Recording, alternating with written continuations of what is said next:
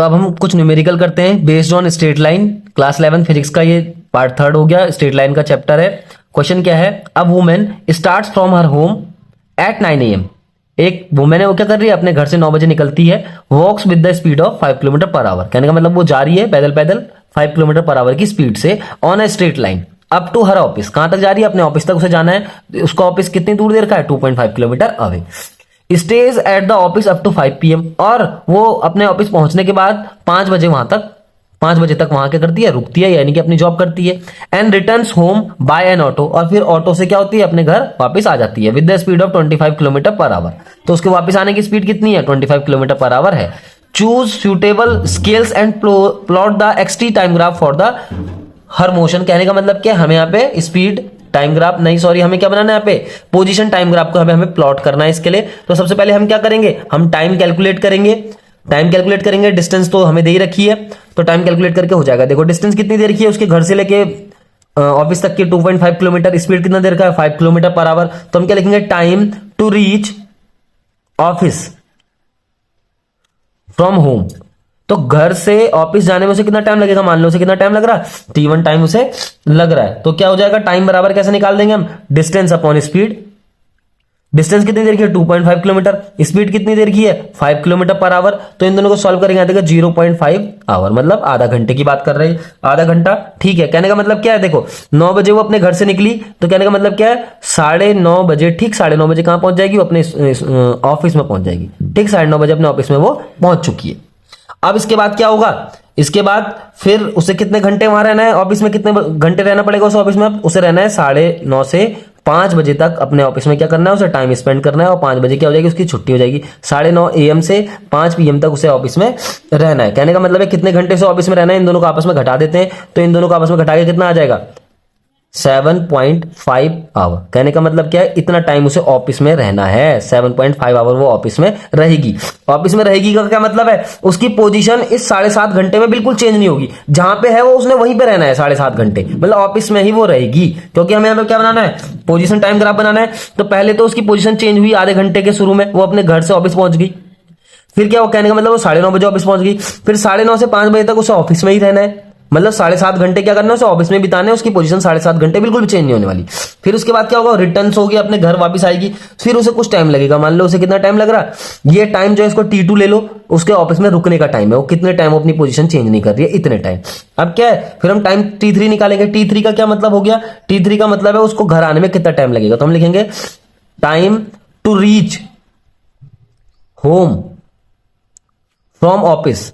अब ऑफिस से 5 बजे उसकी छुट्टी हुई, किसने लिखा है 5 बजे तक ऑफिस में रहती है, उसके बाद 5 बजे उसकी छुट्टी हो गई। फिर वो उसे घर पहुंचने में कितना टाइम लगेगा, देखो हम फिर लिख देंगे डिस्टेंस अपॉन स्पीड करके लिख देंगे। डिस्टेंस तो देखो घर से लेकर ऑफिस के बीच की चेंज होने वाली है नहीं, जितनी है उतनी रहेगी। हाँ, स्पीड थोड़ा वो ऑटो से आई है, तो उसकी स्पीड क्या हो गई, कुछ इस तरीके से हो गई, यानी कि उसे घर आने में लग रहे हैं कुल मिला के 6 मिनट लग रहे हैं। ठीक है, अब इसके लिए हम पोजीशन टाइम ग्राफ बना देते हैं। तो देखो हमने क्या करा, एक प्लेन ले लिया, इसमें टाइम ले लिया, यहां पे क्या ले लिया, डिस्टेंस ले लिया। टाइम कहां से शुरू करेंगे, 9 से, क्योंकि वो 9 बजे घर से निकली थी। ठीक है, अब देखो 9 से 9:30 बजे तक वो क्या हो गई, ऑफिस पहुंच गई। तो 9 से 9:30 बजे तक वो ऑफिस पहुंच गई। ऑफिस कितनी दूर है, देखो 2.5 किलोमीटर दूर है। तो 2.5 किलोमीटर 9 से 10 के बीच में 9:30 कहां पाएगा, यहां आ जाएगा कहीं, समझ लो। तो वो यहां से चलना स्टार्ट हुई। पहले हम क्या करेंगे, 9:30 बजे, ध्यान से देखना, मैं 9:30 बजे वो ऑफिस पहुंच चुकी है। कहने का मतलब क्या है, और ऑफिस कितनी दूर था, 2.5 किलोमीटर पे। तो 9:30 को हम ऊपर करेंगे, यहां से ऊपर dot dot dot dot dot dot graph खींचेंगे, और कहां तक जाएंगे, 2.5 किलोमीटर तक, क्योंकि 2.5 किलोमीटर दूर उसका ऑफिस है। कहने का मतलब क्या है, वो यहां से चलना स्टार्ट हुई। यहाँ पे क्या, यहाँ पे जीरो है, उसका घर है, मतलब यहाँ पे, तो यहां से वो चलना स्टार्ट हुई और 2.5 किलोमीटर अवे अपने ऑफिस में पहुंच गई। कब पहुंची, 9:30 बजे। तो हमें टाइम भी उसके साथ क्या करना है, मैच करना है। इस तरीके से वो यहां से चली और यहाँ पे पहुंच गई शुरू में। ये देखो, तो हम इस तरीके से इसको यहां से यहां तक ऐसे मिला देंगे, तो ये मिल जाएगा। उसके बाद क्या होगा, अब वो 9:30 बजे से 5 बजे तक कहां रहती है, अपने ऑफिस में रहती है। ऑफिस में रहती है मतलब वो इस पोजीशन को चेंज नहीं करने वाली। तो 5 बजे तक का क्या मतलब है, 5 बजे तक का मतलब है, देखो हम 5 बजे से ग्राफ को ऊपर ले जाएंगे, dot dot dot dot dot dot करके, और पोजीशन वही रहेगी, पोजीशन चेंज नहीं होने वाली। कहने का मतलब क्या, वो ऑफिस में अपनी यहीं पे रहेगी, पोजीशन नहीं बदलेगी। 7.5 घंटे उसने कहीं नहीं जाना है, कहां तक, 5 बजे तक वो कहीं नहीं जाएगी। तो ये 5 बजे तक वो अपने ऑफिस में ही रहेगी। तो यहाँ पे पैरेलल ग्राफ हो जाएगा टू द एक्स एक्सिस, यानी कि टाइम के पैरेलल। इस पैरेलल का क्या मतलब है? इस पैरेलल ग्राफ का मतलब है वो जहां पे थी वही है, लेकिन टाइम क्या हो गया, बढ़ता चला गया 5 बजे तक। उसके बाद क्या हुआ, वो अपने घर आई वापस, और घर आने में उसे कितना लगा, 6 मिनट लगा। 6 मिनट लगेगा का क्या मतलब है, तो अपने घर पहुंचेगी तो मतलब इसी पोजीशन पे वापस पहुंचेगी। तो इस तरीके से हम इस ग्राफ को कंप्लीट कर देंगे, यहां से लेके 5 से 6 के बीच में कहीं पे भी इसको हम जोड़ देंगे 6 मिनट। तो कहने का मतलब क्या, ये क्या बन गया, पोजीशन टाइम ग्राफ बन चुका है। पहले क्या हुआ देखो, 9 बजे वो अपने घर से निकली, 9:30 बजे वो कहां पहुंच गई, ऑफिस पहुंच गई। तो 9:30 देखो ये हो रहा है आधा घंटा, ठीक। और ऑफिस कहां पे उसका, ये है देखो 2.5 किलोमीटर अवे। फिर क्या हुआ, 7.5 घंटे यानी कि 5 बजे तक वो कहीं नहीं गई है, जहां थी वहां की वहीं है, यानी कि 5 बजे तक देखो है। तो ये 5 बजे वाला हमने मिलाया, तो यहाँ पे मिला, तो 5 बजे तक वो कहीं नहीं गई। फिर उसके बाद वो घर आई तो 6 मिनट में घर पहुंच गई, तो यहां से यहां तक ग्राफ वापस आ जाएगा। नेक्स्ट न्यूमेरिकल करते हैं। नेक्स्ट न्यूमेरिकल क्या है, अब police van is moving on a highway. एक पुलिस वैन है, वो क्या कर रही है, हाईवे में घूम चल रही है with the speed of 30 kilometre per our. Fyers a bullet at a thieves car speeding away in the same direction. देखो क्या है कि जो पुलिस वाले हैं वो क्या कर रहे हैं, पुलिस की वैन चोर का पीछा कर रही है, कितने की स्पीड से, 30 किलोमीटर पर आवर की स्पीड है पुलिस वैन की। तो हम लिख देते हैं V of P. V of P मतलब पुलिस वैन की, जो पुलिस वैन है उसका जो स्पीड है कितना है, 30 किलोमीटर पर आवर दिया हुआ है हमें, ठीक है। उसके बाद क्या है देखो, thieves car speeding away in the same direction with the speed of 192 kilometre per our. जो थीप की कार है उसकी स्पीड कितनी दे रखी है, 192 किलोमीटर पर आवर हमें उसकी स्पीड दे रखी है, ठीक है। आगे फिर क्या बोला है, if the muzzle speed of the bullet is 150 metre per second. अब क्या बोला, जो अब उसने फायर करा, किसने, पुलिस वाले ने फायर करी है उस थीप की कार पे, कितने की स्पीड से बुलेट निकली, 150 मीटर पर सेकंड की स्पीड से बुलेट निकली। क्वेश्चन क्या है, with what speed does the bullet hit the thieves car. अब बताना है कि कितनी स्पीड से जो बुलेट है वो जाके थीप की कार से टकराएगी। यहां पे एक चीज और लिख देते हैं, वी ऑफ बुलेट, मतलब स्पीड ऑफ बुलेट लिख देते हैं, वो कितनी देखिए 150 मीटर पर सेकंड। अब इन सबको क्या करते हैं हम, मीटर पर सेकंड में चेंज कर लो, या तो मीटर पर सेकंड में चेंज करने के लिए क्या होगा, कुछ इस तरीके से मीटर पर सेकंड में वो चेंज हो जाएगा। 5/18 से मल्टीप्लाई करेंगे, यहां भी कर देंगे 192 5/18। तो इसको काट लेते हैं थोड़ा, कितना बच गया, 12 0, तो कितना आ जाएगा 6 7 कुछ ऐसे आ जाएगा 1.6। तो ये इससे मल्टीप्लाई हो जाएगा इस तरीके से 8 मीटर पर सेकंड लगभग ये आंसर आ जाएगा। इसी तरीके से इसको काट देंगे हम। तो आगे कंटिन्यू करते हैं, देखो क्या है इसमें, ये इसकी स्पीड निकल गई 8। ये वैसे एक्चुअली में तुम इसे काटोगे तो हम इसे पॉइंट में ना निकाल के हम इसे ऐसे भी निकाल सकते हैं, इसका आंसर आएगा 25/3 मीटर पर सेकंड। तो ऐसे भी लिख सकते हैं हम। ये क्या है, पुलिस वैन की जो गाड़ी है उसकी स्पीड है।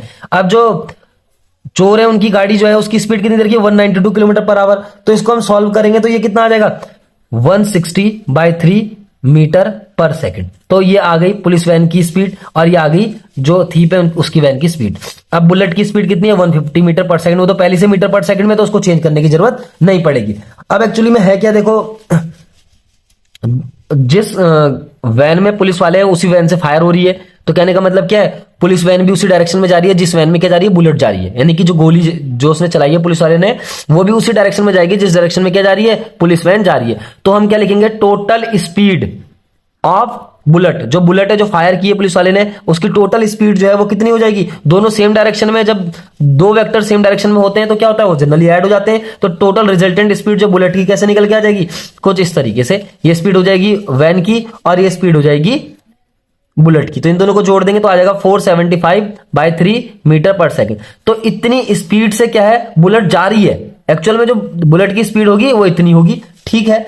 अब क्या करना है हमें, अब वो जो बुलेट है वो जाके थीप की कार से टकराना है उसने। तो हमें क्या निकालना है, हमें निकालना है वीबीटी। वीबीटी क्या निकालना है हमें, with what speed does the bullet hit the thieves car. हमें निकालना है कितनी स्पीड से बुलेट जो है वो थीप की कार से जाके टकराएगी। तो हम उसमें क्या निकालेंगे, द रिलेटिव स्पीड। हम निकालेंगे the relative speed of bullet. हमें रिलेटिव स्पीड निकालनी है बुलेट की, या फिर इसको ऐसे लिखेंगे, देखो द स्पीड ऑफ बुलेट निकालनी है हमें, वो भी विद रिस्पेक्ट टू क्या, कार।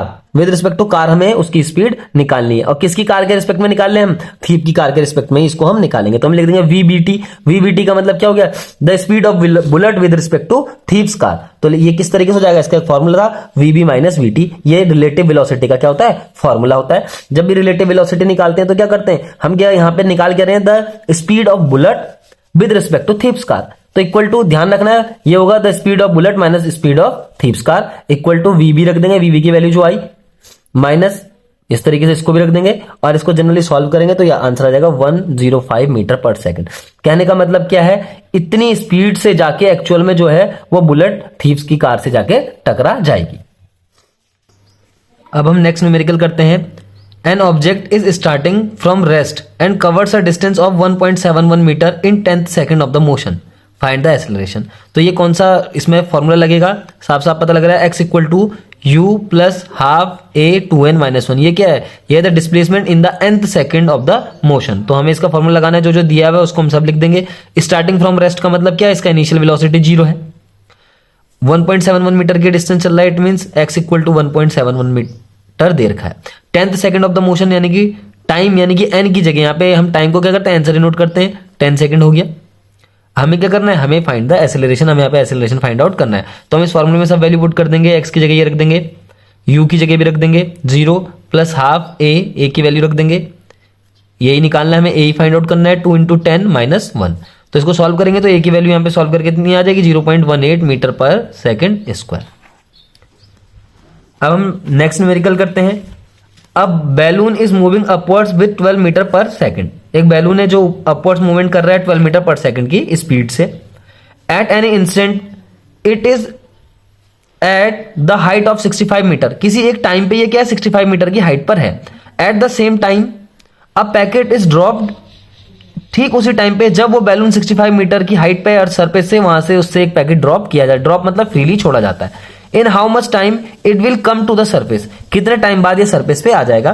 तो इसको सॉल्यूशन करते हैं। देखो हमारे पास जो स्पीड है बैलून की इनिशियल वो कितनी है, 12 मीटर पर सेकंड, ठीक है। कितनी हाइट पे है वो है हाइट पे h इक्वल टू 65 मीटर की। अब क्या करना है, ये हम ऑब्जेक्ट क्या हाइट पे है तो हम इस हाइट को भी क्या लेंगे, माइनस में लेंगे।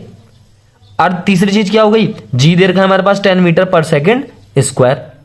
हमें क्या फाइंड आउट करना है, हमें टाइम फाइंड आउट करना है। तो u हो गया s, ये u है, ये s हो गया, ये एक्सेलरेशन हो गया, हमें टाइम निकालना है। तो इसमें इक्वेशन लगाएंगे हम, s equal to u t plus half a की जगह g रख देंगे t स्क्वायर। अब s दे रखा हमारे पास माइनस 65 मीटर, u दे रखा है 12 इंटू टाइम हमें कैलकुलेट करना है, माइनस हाफ g की वैल्यू कितनी होती है 10। अब हमने यहाँ पे माइनस क्यों रखा, क्योंकि g क्या है, हमारे पास जो ऑब्जेक्ट है, जो भी मतलब बैलून है वो ऊपर की तरफ को मूवमेंट कर रहा है, इसलिए वो g के अपोजिट मूवमेंट कर रहा है, इसलिए हम उसको क्या रखेंगे, माइनस में रखेंगे। ठीक हो गया, इंटू टी स्क्वायर। अब क्या होगा यहाँ पे एक इक्वेशन बनेगी, क्वाड्रेटिक इक्वेशन, जो क्या बनेगी, minus 65 equal to 12t minus 5t square, या फिर हम इसको इस तरीके से लिख देंगे 5t square minus 12t minus 65 equal to 0। अब इसको हम सॉल्व करेंगे तो t की वैल्यू जो आएगी वो 5 सेकेंड आ जाएगी क्वाड्रेटिक इक्वेशन सॉल्व करके। नेक्स्ट क्वेश्चन देख लेते हैं। इसमें the velocity time graph of a बस, एक बस का वेलोसिटी टाइम ग्राफ यहाँ पे रिप्रेजेंट है। Find the time interval eight विच बस मूव्स विद कांस्टेंट स्पीड। पहला क्वेश्चन क्या है, find the time interval eight which the bus moves with the constant speed. तो सीधी सी बात है, जहां पे ग्राफ एक्स एक्सिस के पैरेलल हो जाएगा तो ये पोर्शन में दिख रहा है, इसको ओ पॉइंट ले लो, इसको ए पॉइंट ले लो, इसको बी पॉइंट ले लो, इसको सी पॉइंट ले लो। इस तरफ टाइम जो है वो आवर्स में दे रखा है, घंटे में दे रखा है। इस तरफ जो डिस्टेंस है यानी कि वेलोसिटी है वो किलोमीटर पर आवर में दे रखी है, क्योंकि हमारे पास वेलोसिटी टाइम ग्राफ है।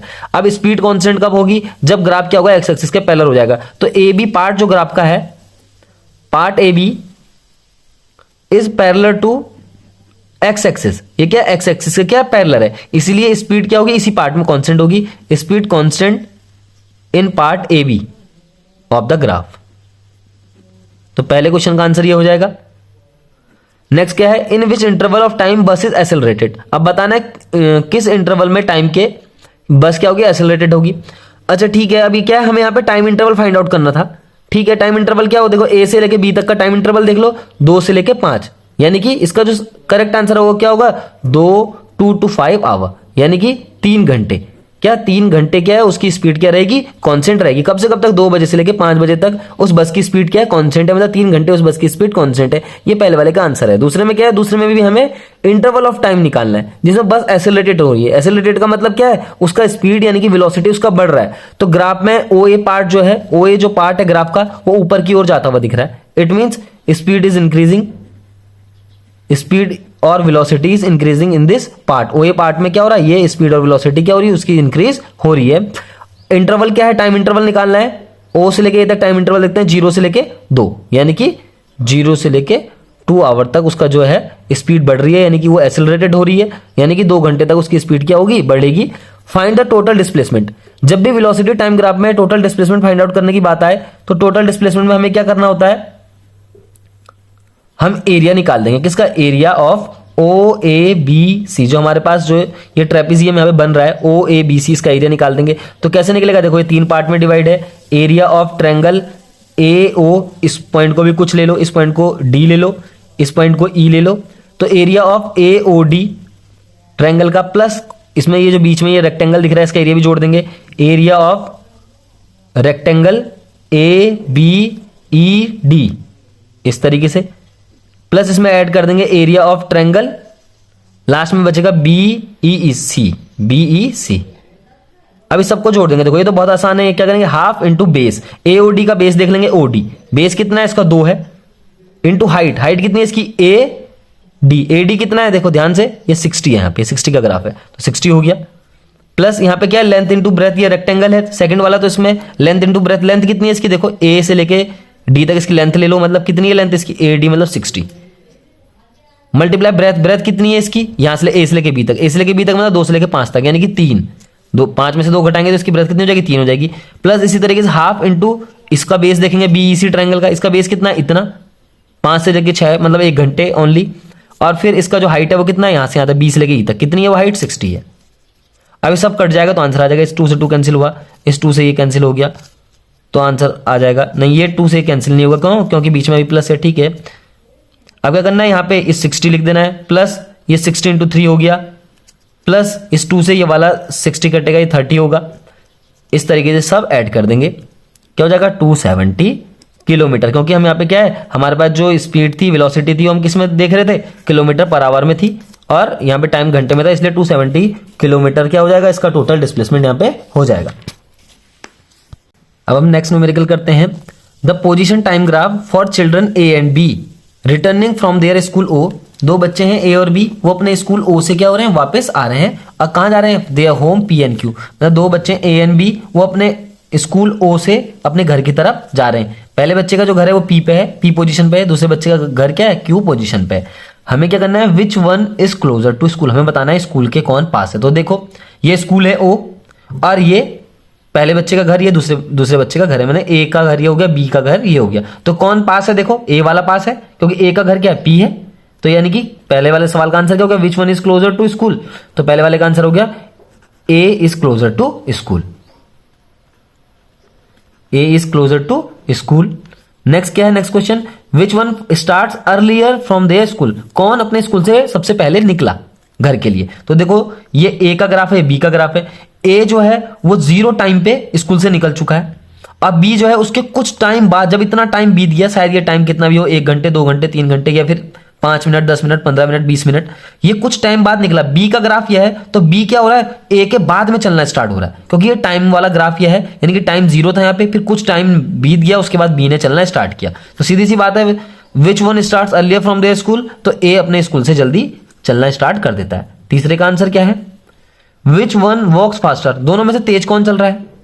अब देखो ये अपने स्कूल से जल्दी निकल गया, ये अपने स्कूल से क्या हुआ, लेट निकला। लेकिन दोनों के दोनों देखो, अब अगर हम इसको एक्स एक्सिस से मिलाते हैं इन दोनों पॉइंट को, तो देखते हैं कहां पे मिलते हैं ये, इस तरीके से, और ऊपर वाला पॉइंट भी क्या आ जाएगा, एक ही टाइम वाली एक्सिस पे ये एक साथ मिल जाएंगे। कहने का मतलब क्या है, ए और बी दोनों के दोनों एक साथ अपने घर पहुंच रहे हैं। इसका घर पी है ए का, और बी का घर क्या क्यू है, लेकिन क्या हो रहा है, दोनों के दोनों एक साथ क्या हो रहे हैं, अपने घर पहुंच जा रहे हैं। हमारे पास क्वेश्चन क्या है, कौन तेज चलता है। तो देखो ए ने क्या हुआ, पहले स्टार्ट करा, और वो उसी के साथ बी के साथ, जबकि बी ने इतनी लेट चलना स्टार्ट करा, ए इतनी जल्दी चल चुका था, बी इतनी लेट चलना स्टार्ट करा, तो बी फिर भी उसके साथ घर पहुंच गया। इसका मतलब साफ साफ बी जो है वो तेज चलता है। A and B reach at home at the same और डिफरेंट टाइम। अब देखो सीधी सी बात है, हमने इन दोनों के ग्राफ को एक्स एक्सिस से मिलाया, तो वो टाइम पे एक साथ आके मिल रहे हैं, टाइम के ग्राफ को, टाइम वाली एक्सिस को एक साथ काट रहे हैं। तो इसका मतलब दोनों के दोनों सेम टाइम पे क्या हो गया, अपने घर पहुंच जाएंगे, यानी कि दोनों के दोनों सेम टाइम पे अपने घर पहुंच रहे। A B overtakes B A on the road once और ट्वाइस। अब हमें देखना है ये रोड पे एक दूसरे को ओवरटेक कितनी बार करते हैं, तो साफ साफ यहाँ पे दिख रहा है एक बार ही इनका ग्राफ कट कर रहा है, इसका मतलब ये एक ही बार क्या करेंगे, ओवरटेक करेंगे एक दूसरे को।